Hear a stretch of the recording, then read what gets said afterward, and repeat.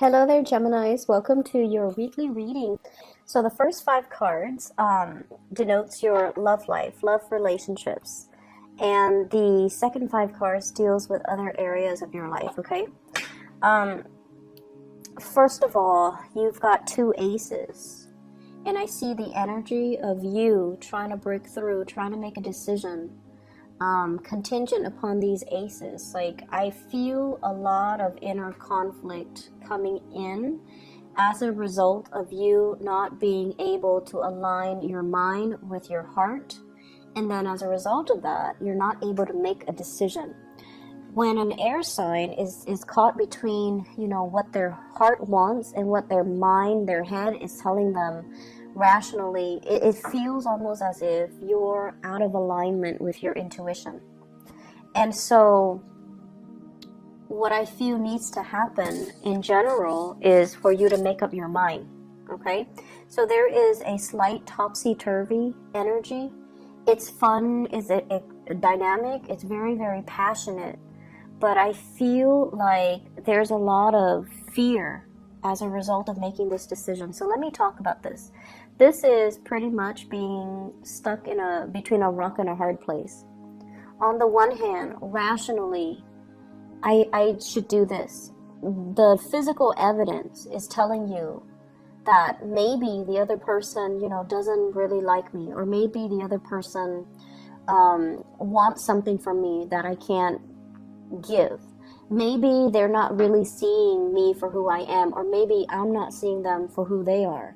So there is this overall sense of like, can I trust the other person? Can I talk to them about this? Will they be open and receptive? And then on the other hand, I see you very, very passionate about another person, okay?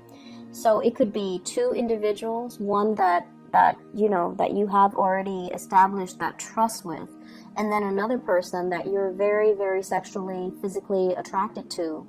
Or the physical evidence, it could be the same person because it's wedged in between. It could be a fire sign, somebody with a very dynamic fire energy, but they're wedged in between. So their mind is telling them one thing, their heart is telling them another. And I feel like if this is you, Gemini, you're going to be compelled to kind of leave your mind, leave the talks, the conversations, the thoughts, leave it in the past, and you're going to be compelled to make this decision from more with your heart.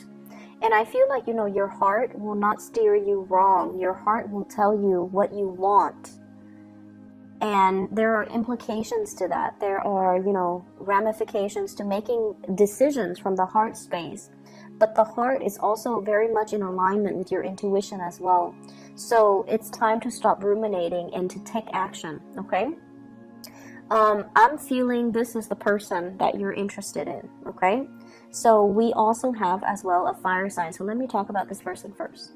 The King of Wands. The King of Wands is all about responsibilities, fatherhood, motherhood, family unit, family obligations, keeping the family unit together.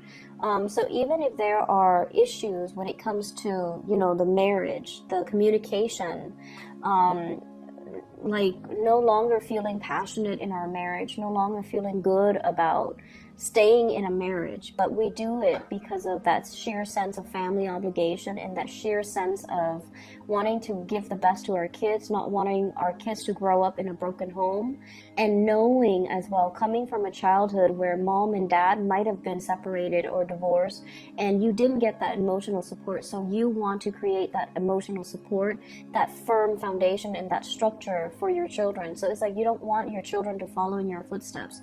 You want them to be better. You want to give them everything. And as a result of it, many of you are very torn between, is it over? Is it over between us? Or do we, stay together? Or do we branch out and look at other people for other options? Do we open up the relationship to invite other people in? Or should I just, cut my losses and move on with this new passionate new start? So for some of you who are dealing with a fire sign, Sagittarius, Aries, or Leo, the energy that they exhibit is someone who's very carefree.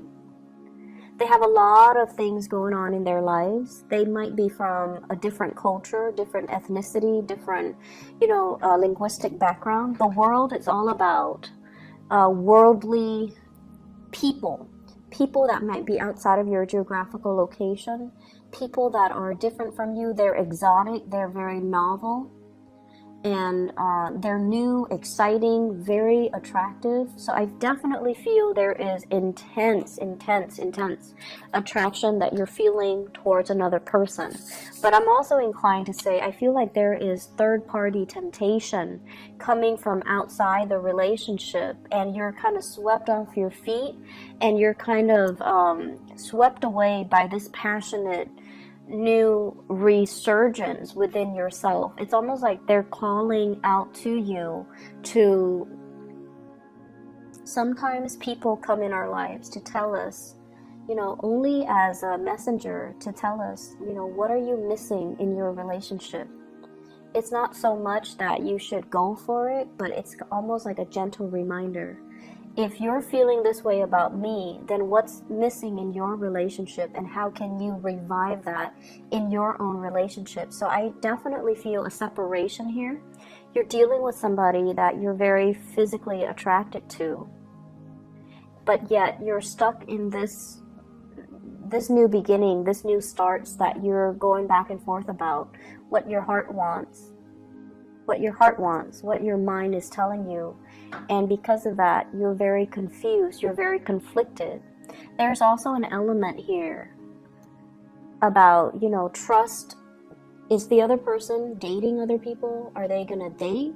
You're dealing with someone who's very beautiful, very passionate, very beautiful. And so of course, you're gonna be like, are they dating other people? Are there other people giving them offers? And so that can also stir up some insecurity within you. If I don't act on this, are they going to wait around for me? Are they going to, move on? Are they going to get into a relationship? So then I have to make a move. And then as soon as you talk yourself into making a move, I feel like there are other issues that creep up.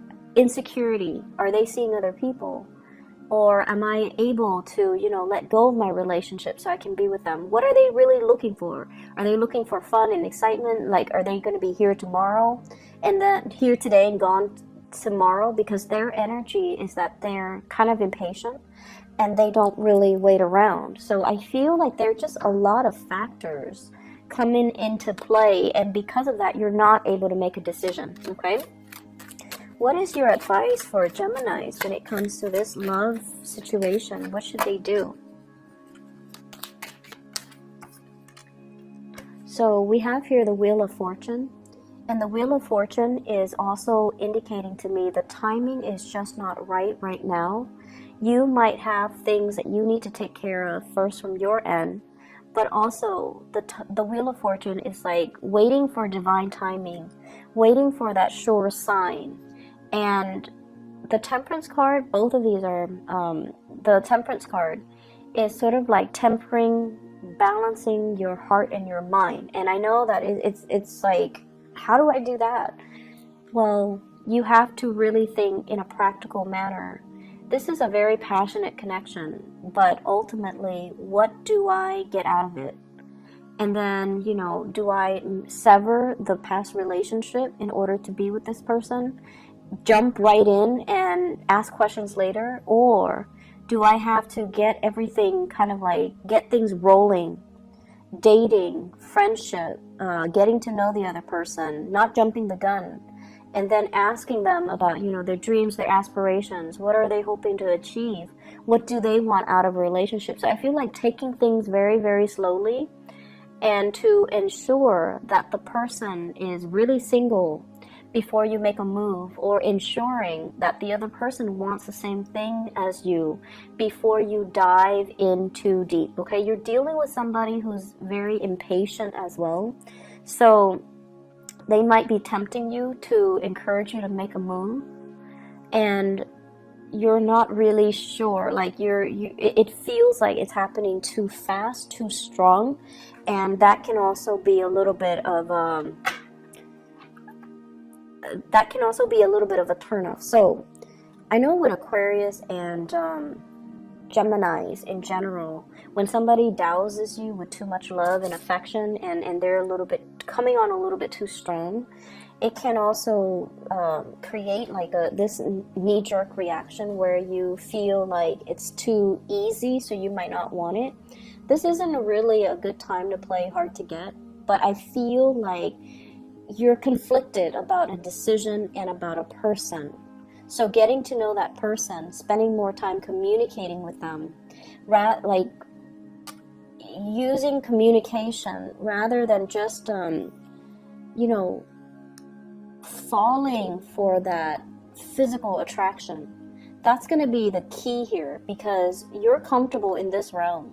This is new, uncharted territory for you as an air sign. So work with the resources that you know how to handle, and then use that to strike up conversation, or to really talk to the other person, and to really get to know the other person's, their dreams, their aspirations, where they're planning to be, and why they're so impatient. Why are they pushing for this so hard?